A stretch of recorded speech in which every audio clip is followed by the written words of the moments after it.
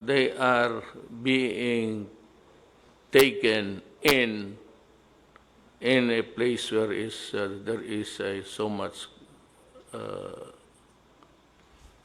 kawawa in Filipino eh. So sabi ko, mapag-usapan natin yan. So it has to be tackled by so that make it clear we are don't cut this particular portion because it's very important. It's a more valid reason to stop a doctor or a nurse than the previous one, which said that we will be deprived of workers. Walang ano yun, walang masyadong, no leg to stand on actually. But this one, if I send you to a war front, the enemy is the COVID, the microbes, parang maawa ako. Please do not misunderstand me. I am making it clear now. I do not want you to go there and come back in a coffin. That's my only argument, if you may, because you are Filipinos at mahal ko ang mga buhay ng kababayan ko. The COVID is here to stay. The vaccine prevents the entry of the microbes into the body because they are attacked by the vaccines that were given by us. It's the same germ, weakened one, but our body is now attuned. Alam na niya na kalaban ito. Ang problema kasi nitong COVID na ito, pagpasok sa katawan, hindi alam ng antibodies. So it was really a very virulent one na overtaken yung ating defenses. Now, itong vaccine, pag nabigyan ka bakuna tayong lahat, kaya maliit pa, hindi na sila makapasok because once they attempt to infect you, ang antibodies, makilala na niya na kalaban ito. So, yun. That's the vaccine. So, now, that is how dangerous it is for itong ating mga health workers. Then again, we go back to that we cannot be forever like this. I have to, you'll just have to pound on your goddamn brain. Maghanap tayo ng paraan ko papaano talaga to. Whether we transport people or workers in buses provided by companies, sanitized, and wearing masks, importante po, whether or not there is really a medication or a medicine for COVID, it is still here, trying to, naghihintay lang yan kung sinong masakyan yan. So, importante talaga, wear masks. Ang batas is really to enforce it. Now, you have the police, but there is not much really in the provinces. So, it's going to be, whether they like it or not, the armed forces must come in to help enforce a measure that is intended to protect the people and prevent the spread of COVID any further.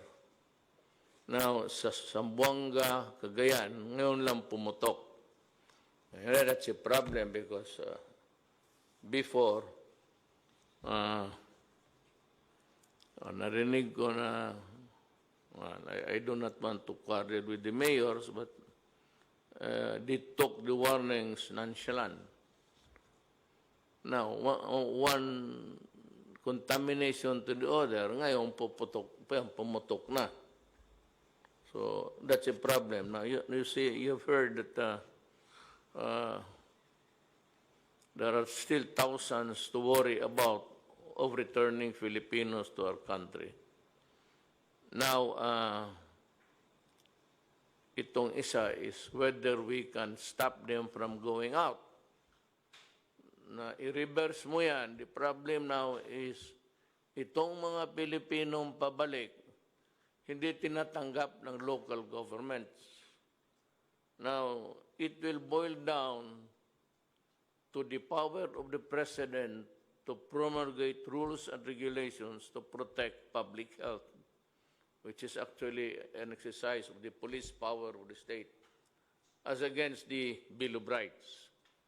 Because some workers coming from the outside are not welcome. Simply, they are not being accepted by the local governments.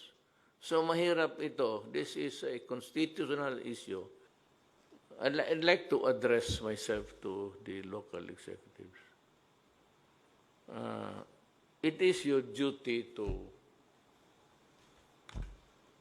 help and protect your constituents.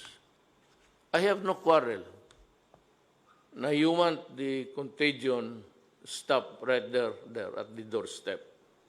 Huwag ka na lang pumasok dito because it contaminates the whole of the family in the house.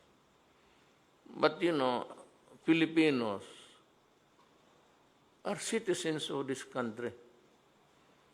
And whether we like it or not, they have this constitutional right to travel and to travel abroad and to come home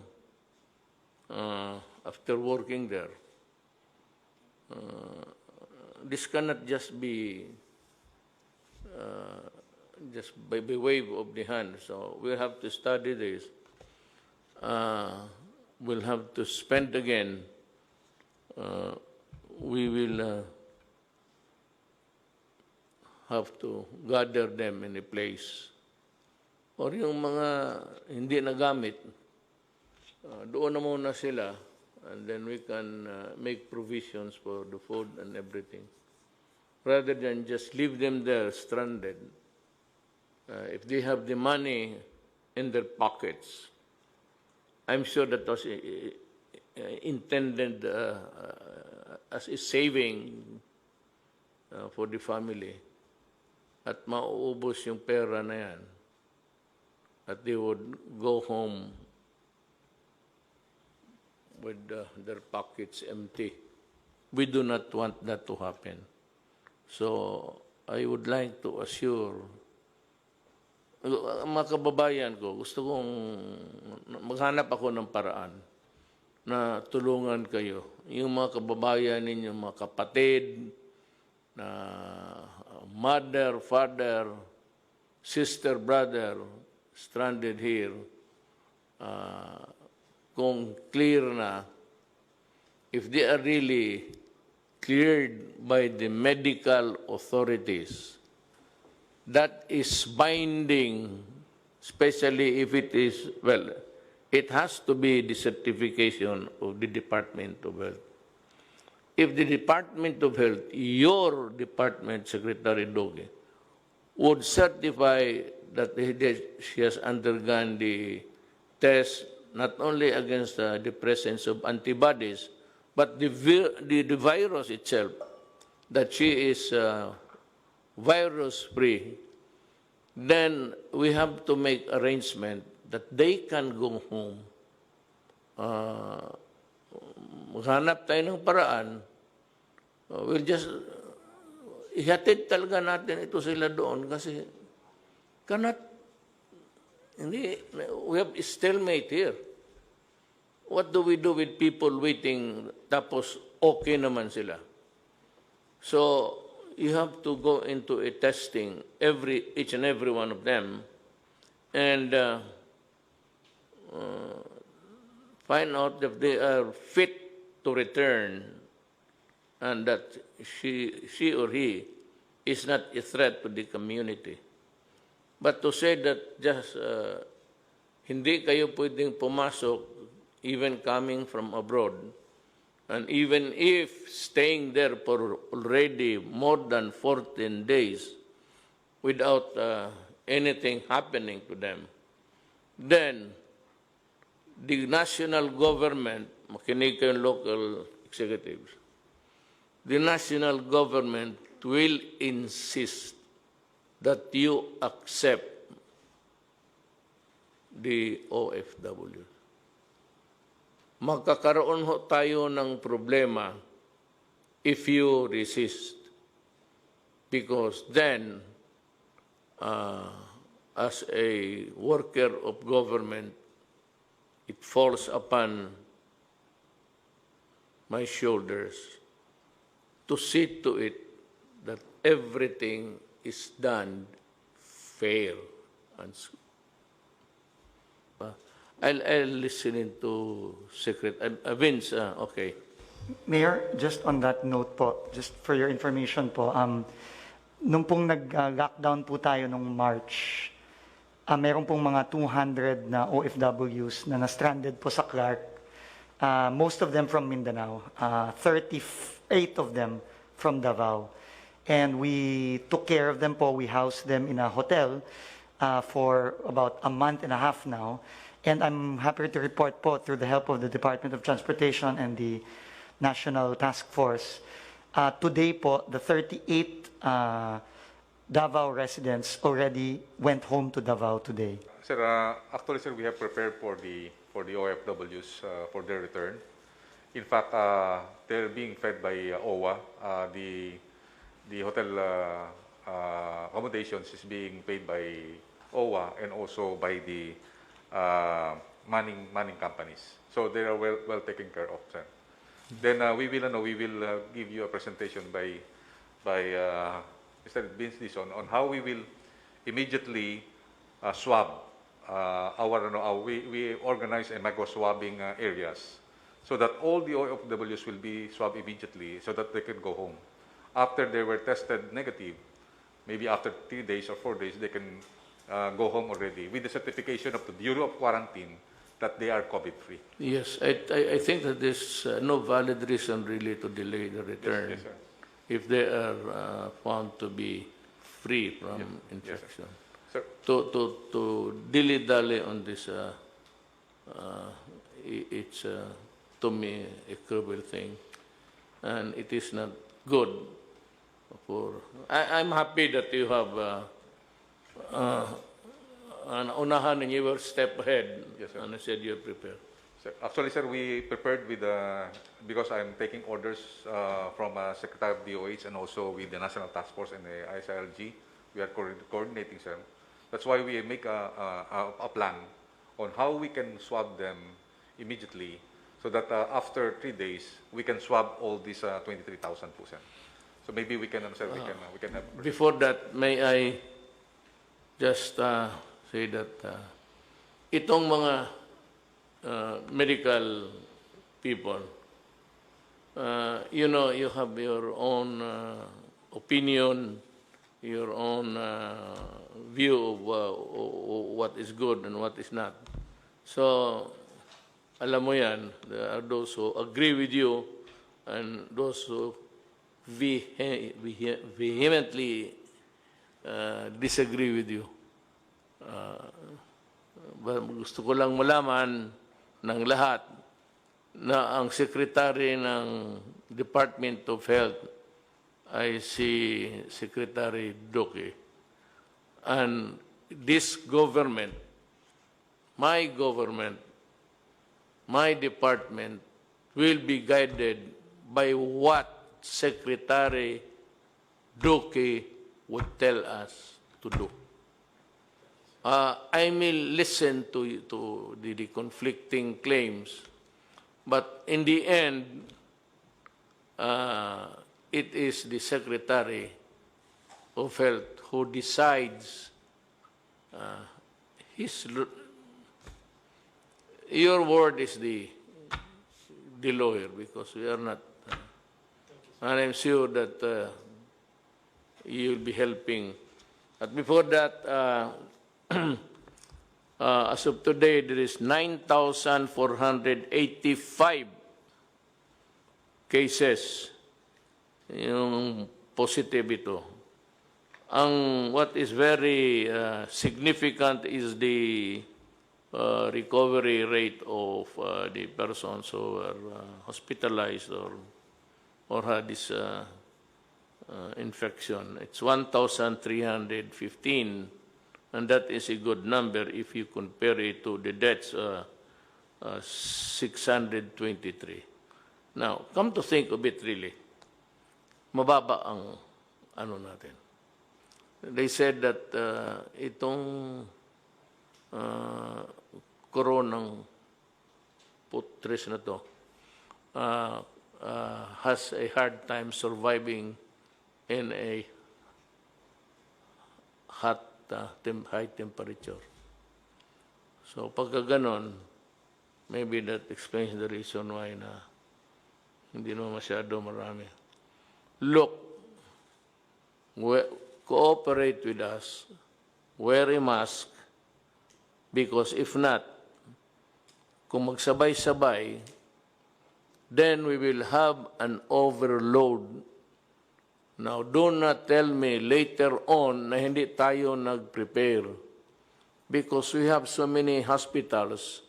That's why it's called pandemic.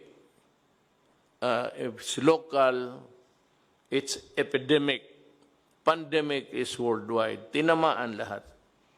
So, just cooperate because wala naman kami hangarin dito para pahirapan kayo. As a matter of fact, we are really trying to figure out how we can ease up the miseries that has been imposed on us. I just wanted to start po, with the permission of Secretary Duque and Secretary Galvez, with a quote from the WHO, no? And I think it's very important for us to understand how important testing is in this battle against COVID-19. And I just want to read the highlighted part. You cannot fight a fire blindfolded.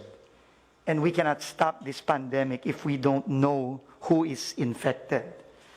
There is a simple message for all countries, and that message from the WHO is to test, test, test.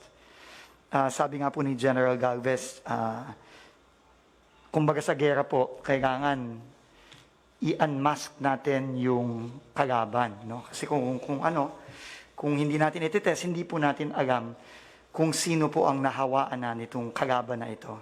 Ang kalaban po ay yung disease, hindi po yung taong may sakit. Ang kalaban po ay yung sakit itself. But to unmask that, we have to test. So, it also, I think is very important, especially from a communications point of view, Mayor, that we need to ramp up testing to save lives. And alam niyo naman po, yung mga kababayan natin, marami sa kanila, higit na nakararami sa kanila, ganito po silang mamuhay, no? Dikit-dikit sa bahay, wala naman pong ability to self-isolate. So, kailangan po talaga i-test natin ang mga kababayan natin para po mahiwalay natin ang mga may sakit dun sa hindi may sakit. At protektahan po natin yung further spread ng COVID-19. And as you said earlier, Mr. President po, hirap na po ang mga kababayan natin, hirap na po ang ekonomiya.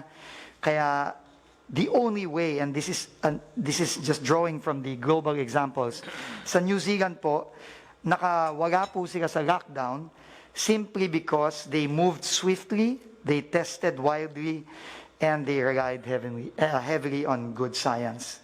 And I think we are guided by Secretary Duque and his team on the science part. What the challenge now is really how do we ramp up our testing to the levels in which we can be comfortable enough to start easing the restrictions, because we know that if we have the testing capacity, mabilis po tayong makakatest, mabilis po nating ma-identify kung sino ang may sakit, at dahil dun po, mabilis natin silang ma-isolate at mapipigilan ng pag-surge ng infection sa community. So, the first critical issue po with respect to testing is the laboratory testing. Ito po yung sinasabi po kanina ni Secretary Duque na matagal na ganyang tinutulak na mag-ramp up po tayo ng lab testing, yung pong tinatawag na RT-PCR. This is really the most effective way of testing for COVID-19. So, just to give us an idea, in February of 2020, we had 3 laboratories. Now, we have 20 laboratories. Luzon, Visayas, Mindanao na po yan. Our goal, Mayor, is to build 58 more or to accredit and operate 58 more laboratories para po by May 30, in less than a month from now, we will have 78 laboratories all over the country, strategically located in areas that can really address the future surges in the communities all over the country. Right now po, there are about 58 already in the advanced stages of accreditation. And that is really what we need to do po. We need to speed up, and Secretary Duque emphasized this po, we need to speed up the accreditation of these labs in order for them to begin operation within the month of May. As an example po, no, this is really not meant to either pat our backs or also at the same time belittle us. But if we look at Vietnam, Mr. President, Mayor po, no, Vietnam po, in January of 2020, had 3 labs. 3 po ang laboratories nila. Ngayon po, they now have 112 laboratories. No, and this is, I think, we can draw from the experience of Vietnam and all other countries like Korea and Germany, those that have tested very, very swiftly and very broadly. Kasi ito po talaga ang way. Once na we have enough testing capacity, sabi nga po ni Secretary Duque at ni Secretary Galvez, mas magiging kampante po tayo na mag-ease ng restriction. So, tests per day, we look at the best countries in the world. Germany is ahead, 120,000 tests per day. No, very, very aggressive po. And talaga pong gumastos sila ng katodo-todo dito. No? This is not cheap. ART-PCR test ranges anywhere between, I think, 2,000 to, for the private labs, I think it goes up to above 5,000. No, it's not cheap. But it is absolutely necessary po. We need to really invest in the testing capacity. Also because we know that a vaccine is not forthcoming soon. After detecting, testing, and tracing, we need po to isolate. Kaya po nung kaka-appoint lang po ni Secretary Galvez, as Chief Implementer, tinawagan po niya si Secretary Villar and myself para po bilisan ang pagtatayo ng mga mega quarantine facilities. At kailangan na rin po nating i-fast track ang construction ng mga ito sa iba't ibang lugar sa Pilipinas. Nung pong Saturday, nasa Zamboanga po kami ni Secretary Galvez, and tutulungan na po natin si Mayor Ben Climaco na magtayo ng quarantine facilities nila dahil nga po may upsurge in cases sa Zamboanga. So we have to isolate them. Then we have to treat them. No? Yung isolation po and treatment, they go hand in hand because we want to make sure that our hospitals do not get too congested.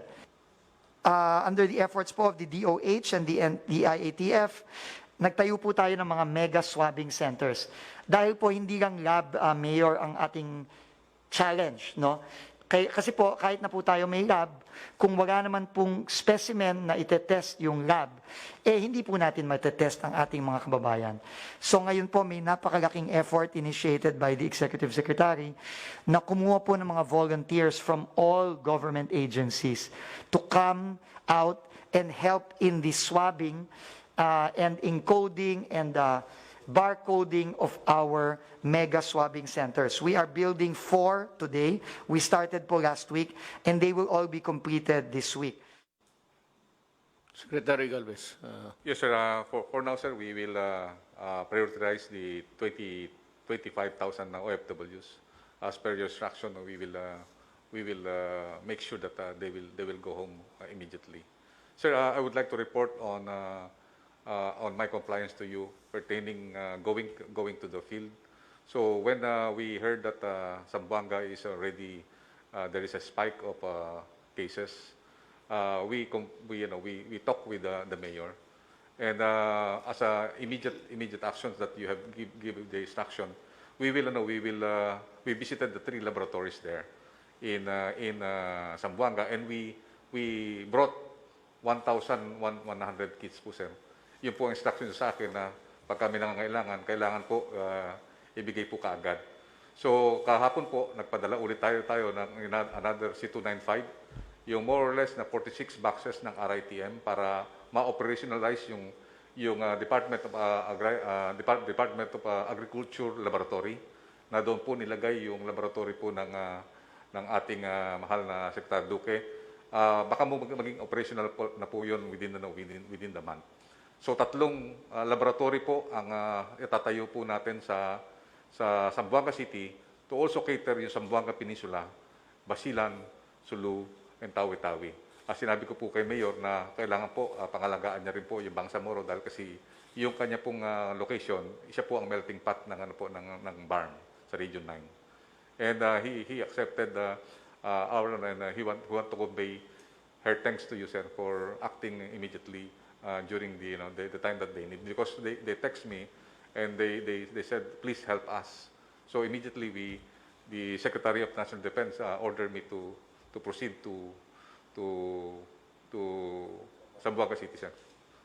Sir, complied, sir, with your instructions, sir. And our PPE, 200,000 will be brought to Davao as per your instruction also. It will be our main depot, so that all the supplies be needed by Mindanao will be taken from Davao, sir.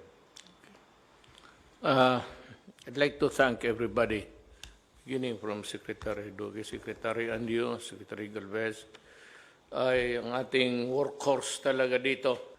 Well, I know that overwork kayong lahat, especially hurried masyado yung Secretary Duque, but that is the price of public service. You are crucified, you are lahat na criticized severely, but in the end, when you retire or even for the day, you sleep, and if you think that what you did for the country, medyo kumpante ka na. So this I would like to address myself also to General Anyo. The responsibility of controlling COVID is not a national responsibility only. A part of government, kaya nga dito, I operate as president, then since I cannot run my own errands, maraming trabaho, so meron akong Secretary of Health, because I cannot be the Secretary of Health, Defense, lahat na. So I cannot, as the saying goes, I cannot run my own errands. I function through the cabinet, and down the line, ang local government falls under the DILG headed by Secretary Anyo. Kailangan tumulong kayo.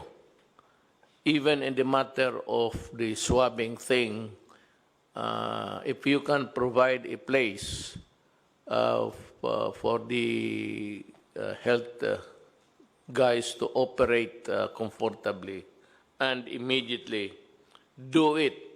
Para sa inyo yon. Trabaho ninyo yan eh. Hindi lang yan trabaho ng local government. Just don't tell us to buha problema yan, tapos sabihin ninyo mag-close kayo dyan. Well, I see the validity of that move. But then again, you have to, come to terms with the Constitution. I heard also, I'm sure, sa city of Iloilo, hindi ninyo tinanggap yung mga OFW. Sir, Mayor, nakikiusap ako sa inyo na sundin lang ninyo yung guidelines. I will operate through the DILG. Kasi it's either sumunod kayo or I will impose it on you. Sumunod kayo sa magandang paraan o pipilitin ko na sumunod kayo, which is actually, I do not want to embarrass people. I have full faith and confidence. Sa Iloilo siguro, I think by this time, it has been resolved. Importante lang that the returning workers, our brothers and sisters who have labored abroad, to give us also their share of their income with us. Kaya yung remittances ng dollar is one of the pillars ng ating economy. GDP niya is malaki ang binibigay ng OFWs. And we do not want to repay them with this kind of behavior. So, Davao, I think, Inday has accepted it according to Bong and the others. The other places do not play heroes. Avoid it because, I said, we remain to be a unitary form of government. We are not federal. Federal, makaano ka. Because you have a great thing about local autonomy in its purest form. Ang Pilipinas, hindi po, it's presidential type and being controlled by the national government, lalo na itong mga ganito. I do not have to lecture. I just want to remind people also listening na ganun ho ang ating patakaran. Now, yung baka sakali, itong mga lalabas, observe in the meantime, please kindly observe the mask and the distance rule. Yung medyo malayo ka na. Huwag kayong magdikit-dikit because yung nga sabi nila the easiest way to transmit is to be kissing each other.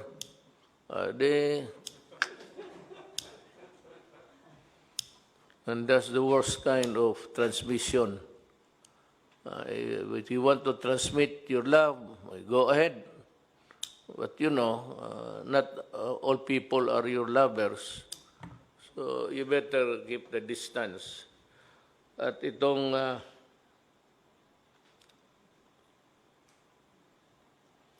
yung mga big business, let me tell you something. Meron tayong mga problema noon, which was really part of governance, and which I hope you'd understand that it was really part of my sworn duty as an employee of the government who heads the executive department.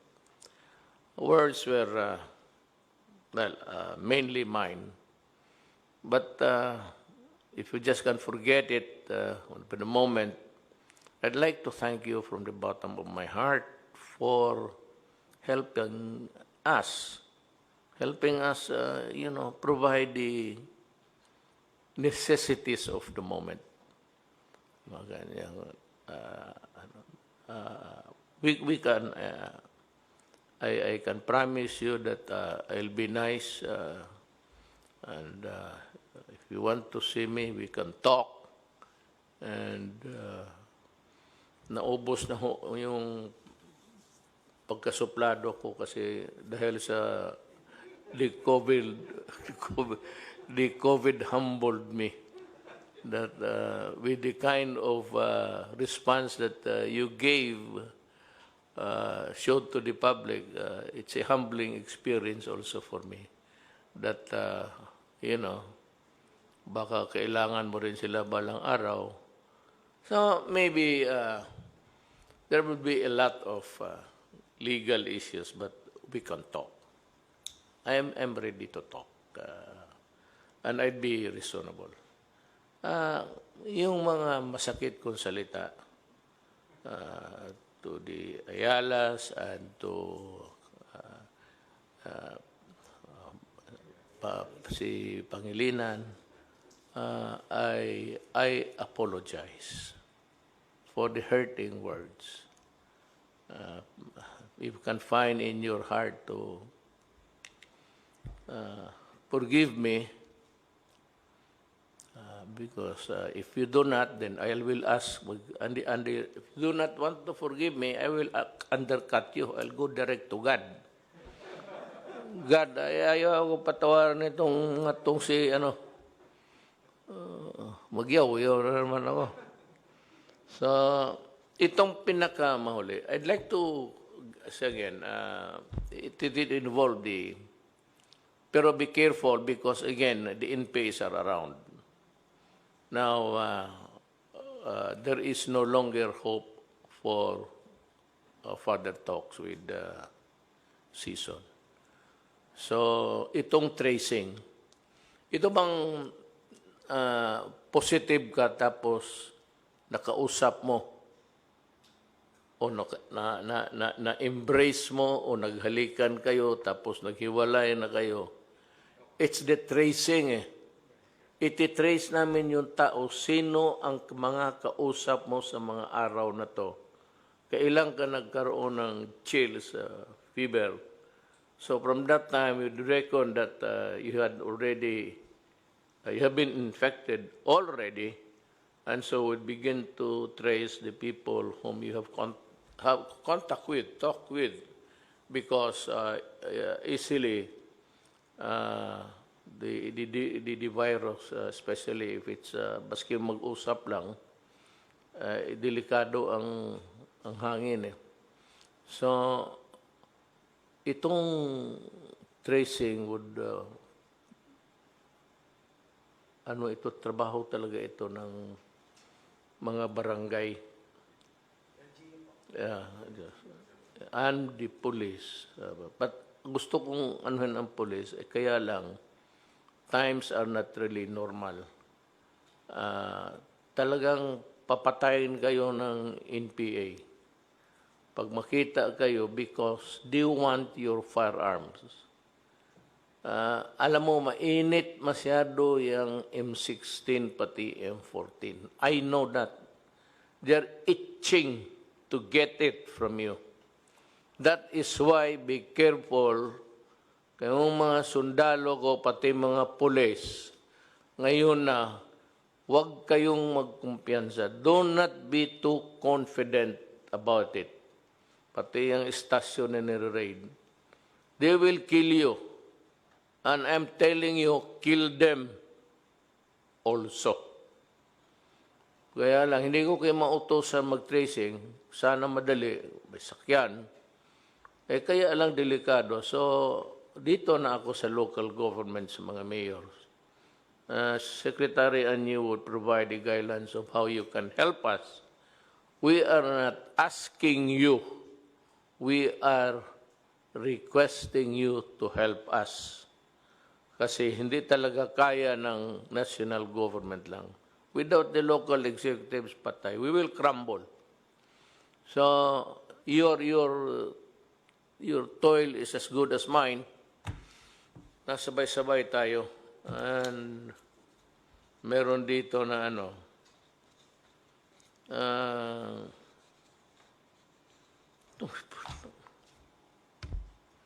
sinabi ko na sa inyo noon, huwag sa panahong ito. Merong mga, wala akong ayab, basta local government employees. Lahat naman tayo workers eh. Diretsuhin natin, local government workers. I do not want to mention titles here. Meron, sinabi ko na sa inyo, huwag ninyo, do not, lang kay, good boy ako nga na, hindi ako magmura. Sinabi ko na sa inyo na kung may gawin kayo, huwag sa panahong ito. Alam ko noon pa, sinabi ko na sa kanila na ako nagre-resist na ipadala ko sa, alam nila, no? Kasi pagdating dyan sa local government units, the mayor, si Bing, o Beng ba yan? Si Beng, pati sila Inday, talagang nagtatrabaho. Pero yung mga minsan, down the line, downstream, wala naman kang kasing, walang tao na sa karami thousands ito. We requested the local government units. Ang mga mayors naman, kindly look into the people that you have commissioned to do the distribution sa pera. Kagaya nitong Barangay Kagawad Danilo Flores ng Agustin Hagonoy, Bulacan. Ang putang ina mo, nakuha ka pa ng television na may doon, Grab, it's not Grab, it's actually nakuha ka, na hinihingi mo. Mahirap na nga, ikaw may trabaho ka na, kagawad ka, ang putang ina, kukunin mo pa yung pera ng mahirap.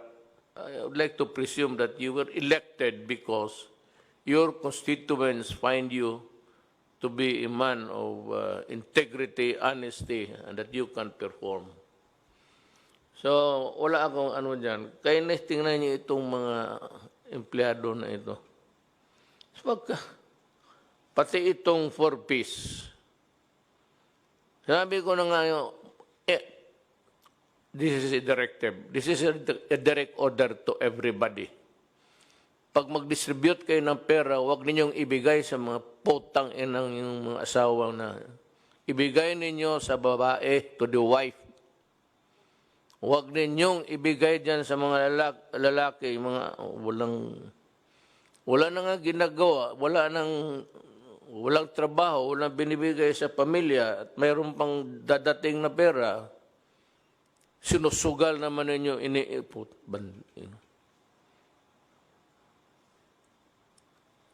Kung ako ang mayor, maabutan mo. Drinking ang gambling sa tulong ng tao.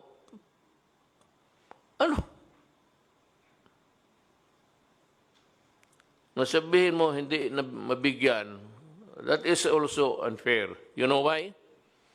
Karamihan itong mga gagong to, hindi naman naniniwala sa, they don't really care about the family. So, kung sabihin mo na hindi mo nabigyan, paano yung mga bata pati anak? So, I'm sure Secretary Anyo can provide a mechanism of how to do it. Either we give you the supplies, the amount that you are going to receive. Hindi ko na, we can always give you the equal value of what you should be receiving. Pagkain na lang. Kasi yung ibigay mo, baka itong mga wala ng trabaho, ibigay mo naman sa asawa yung pera, maglasing doon sa labas, tapos pagbalik, inutil na nga ang putang ina niya, magbubugin pa ang asawa. Wala namang ibang mabugbog. Bakit hindi ka magbugbog ng... Hanap ka ng pulis dyan, no? Batukan mo ang ulo para makita mo. Itong mga to, marami yan. They are aplenty. Kaya mga Pilipino, pag malasing, wala nang binibigay sa pamilya, nang bugbog pa ng pamilya, bata pati.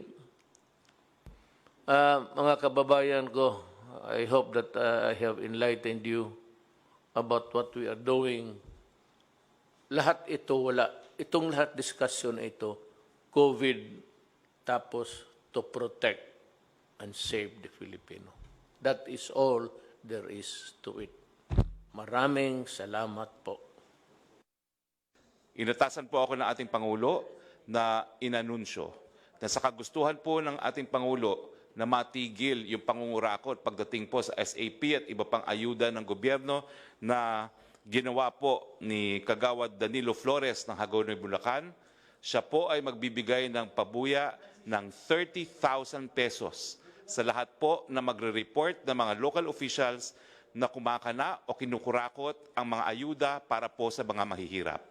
Tumawag lang po kayo sa 8888. Siyempre po, kung gusto nyo ng ayuda, mag-iiwan kayo ng pangalan at telephone number. At pag napatunayan po yung inyong reklamo sa korupsyon laban sa mga lokal na opisyales na kinukurakot yung mga ayuda na pinamimigay ng gobyerno, 30,000 pesos po ang pabuya na ibibigay ng ating presidente sa inyo. Alinsunod po ito sa zero tolerance na ating presidente laban sa korupsyon, lalo-lalo na po doon sa mga kumakana at kumukurakot ng ayuda para sa mga mahihirap.